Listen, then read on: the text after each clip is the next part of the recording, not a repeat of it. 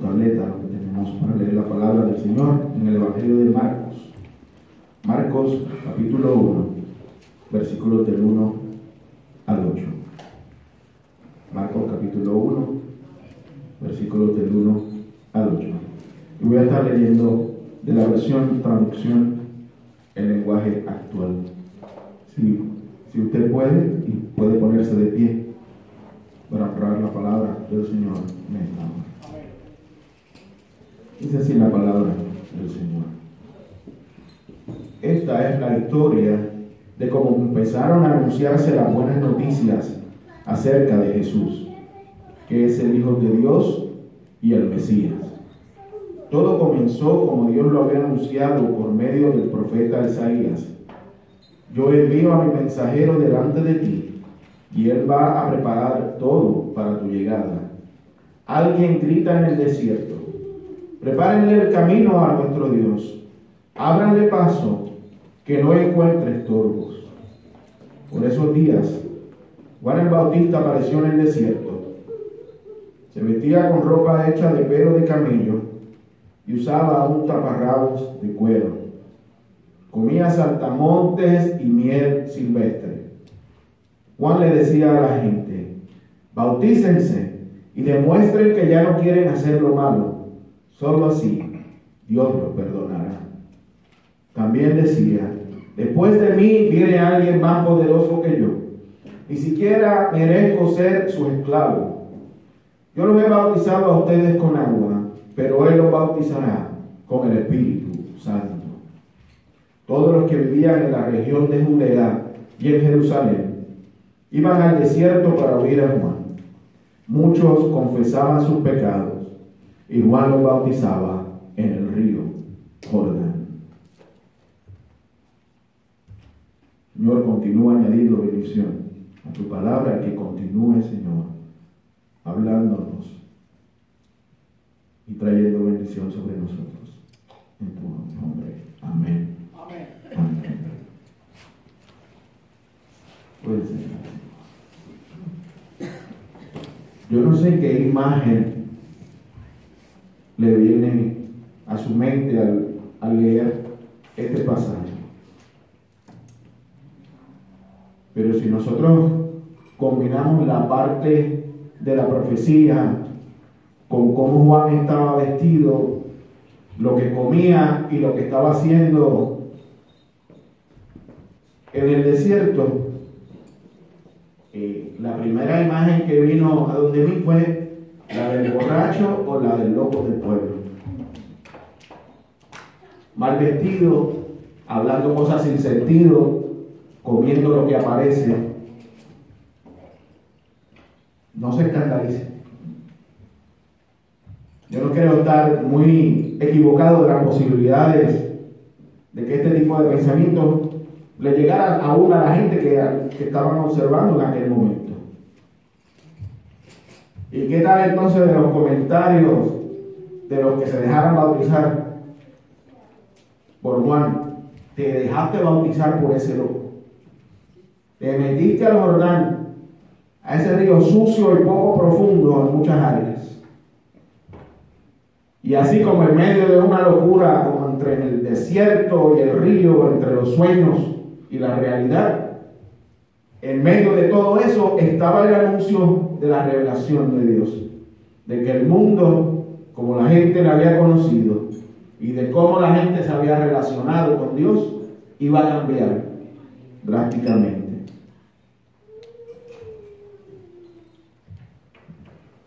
En tiempos de la Edad Media y aún antes, cuando había que hacer un anuncio en el pueblo, se iba una persona al centro de la plaza y leía los anuncios bien fuertes a toda voz allí, y después entonces era que lo pegaban por los diferentes lugares.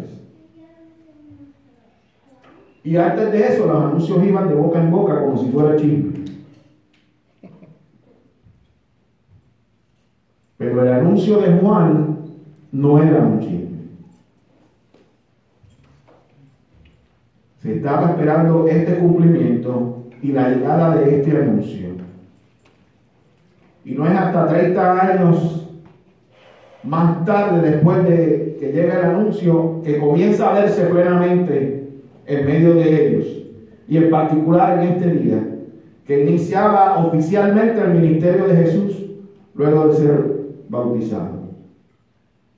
De acuerdo al Evangelio de Marcos, la pregunta sería si estamos nosotros dispuestos a recibir las noticias, la acción y el cumplimiento de las promesas tal y como Dios las da, o queremos nosotros acomodos especiales. Mire, una cosa es pedirle una señal a Dios y otra muy diferente, exigir que se dé tal y como nosotros la queremos. Dios es fiel y nos va a dar las señales de su presencia y de lo que ha prometido y de lo que nos ha anunciado que viene también. Así que es por eso que Juan el Bautista y Marcos en su Evangelio, narrando la vida de Jesús, se preparan para ver este anuncio cumplirse entre ellos. Y ya no solamente como la llegada, sino como el cumplimiento que estaban esperando de la llegada del Mesías. Si nos fijamos, mire, ya pasó el tiempo de esperar y quizás de escuchar ese mensaje que antes parecía una locura. Y que no solamente parecía locura por lo que decía, sino también por el quien lo estaba proclamando en ese momento. Yo me acuerdo de uno de los locos de mi barrio, Aníbal.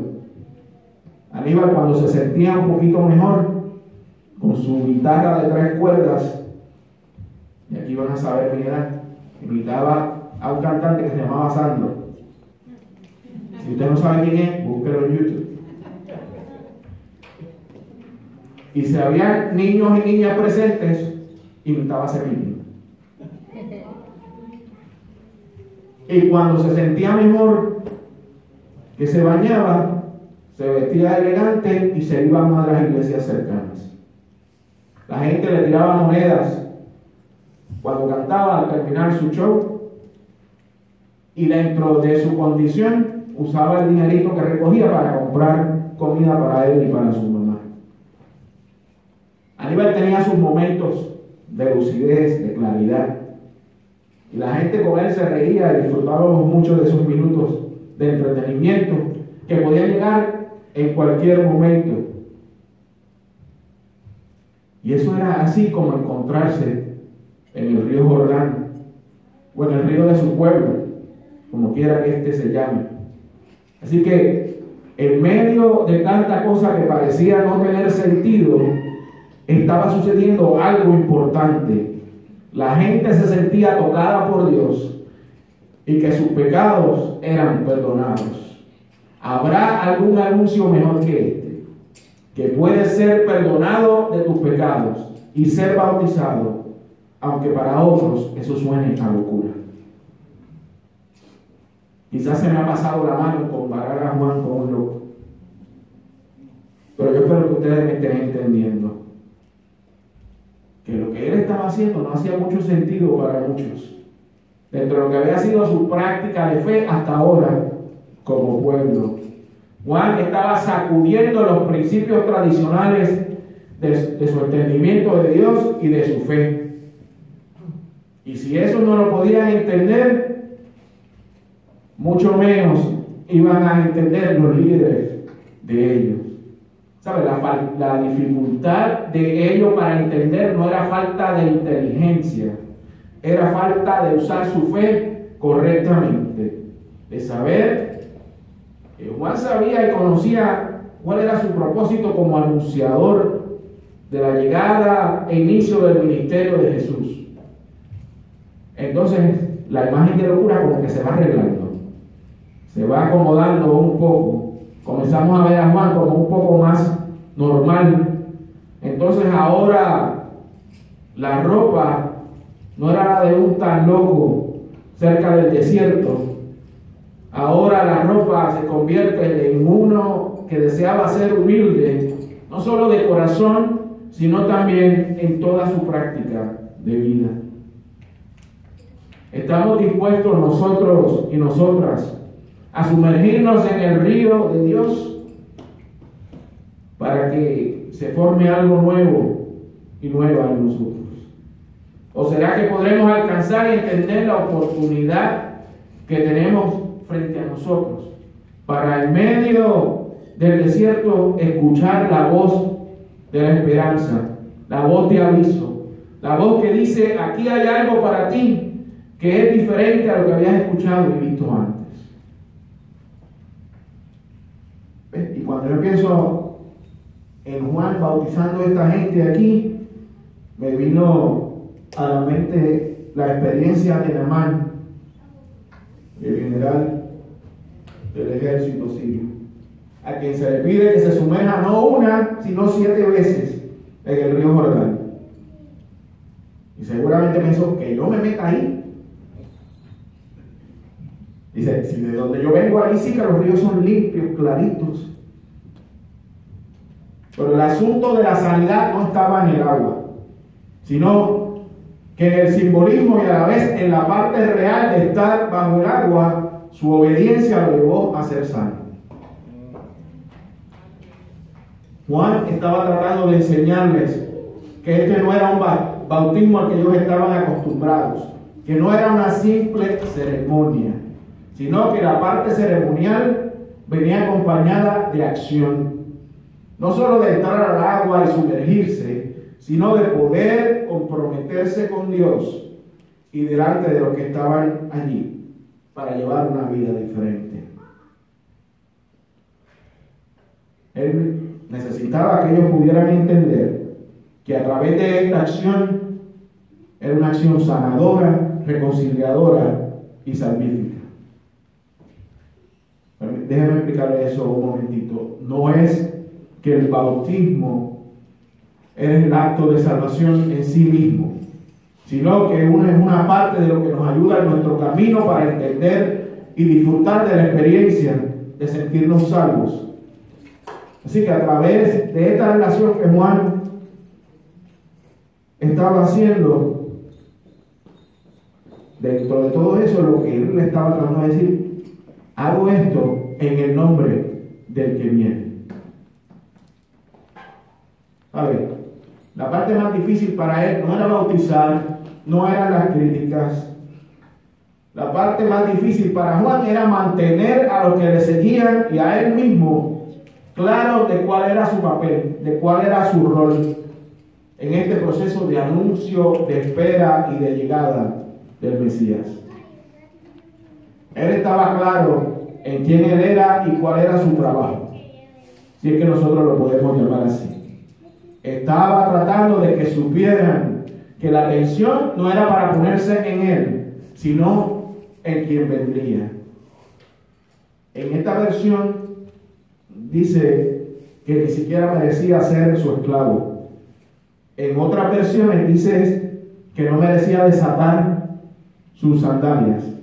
Mire, en aquel tiempo, cuando llegaba la gente que eran ricos y tenían esclavos en su casa, cuando llegaban de la calle, se sentaban.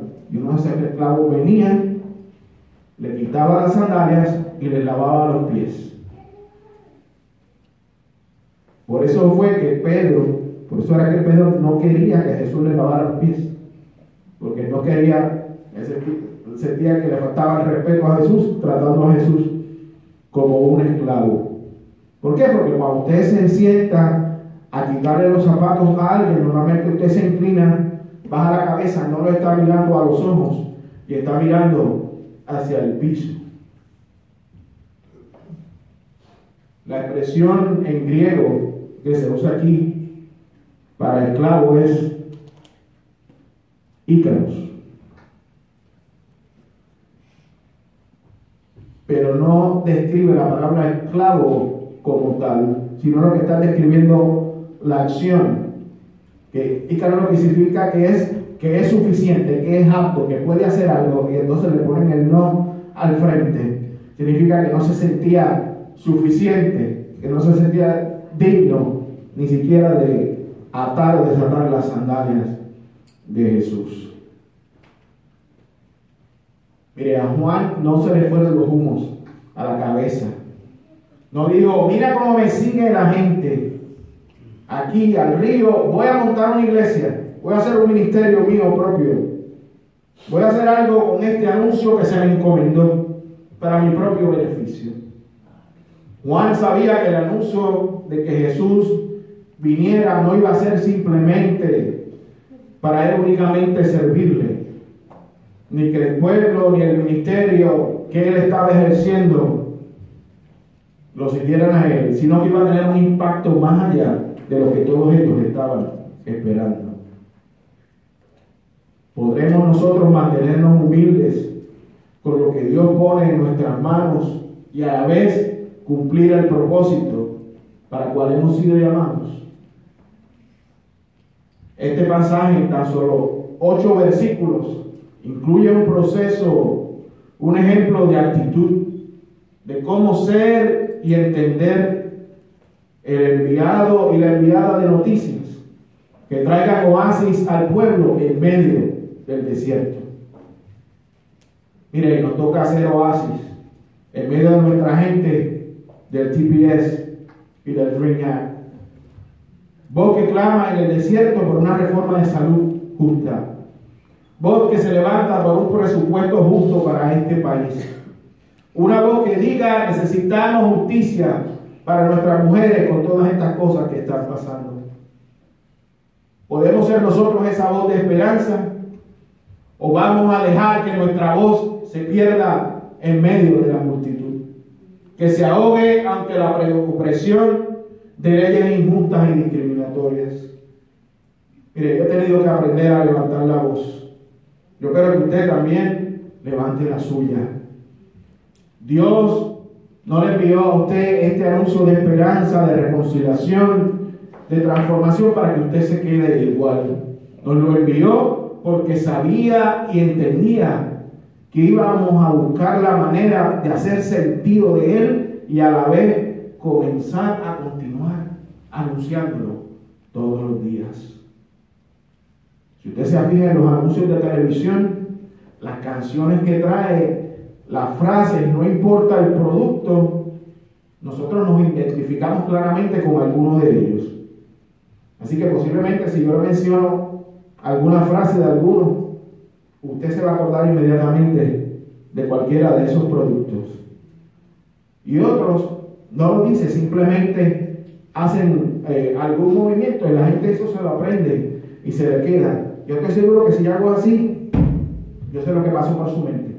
Caso cerrado. Y si usted ve televisión en inglés, ve mucho más. Y entonces a veces se nos quedan esos anuncios y esas frases en la cabeza y comienzan a formar parte de nuestra vida diaria. Pues entonces, ¿cuánto más nosotros debemos recordar el mensaje de que el Señor está? No de que viene, pero que está, que trae buenas noticias para la gente y que todos nosotros somos parte de esas noticias. No importa qué programa de noticias usted vea en cualquier idioma, normalmente tienen un formato. Dice, no se pierda que esta tarde en nuestro programa de noticias vamos a anunciar qué pasó con el alcalde o con el gobernador. Y empiezan las noticias y no mencionan nada del alcalde ni del gobernador.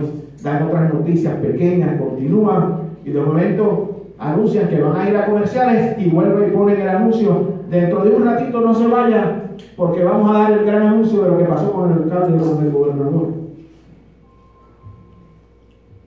Y continúan manteniendo a la gente interesada para que no se vaya del programa. Nosotros somos parte de la noticia más impactante que este mundo haya podido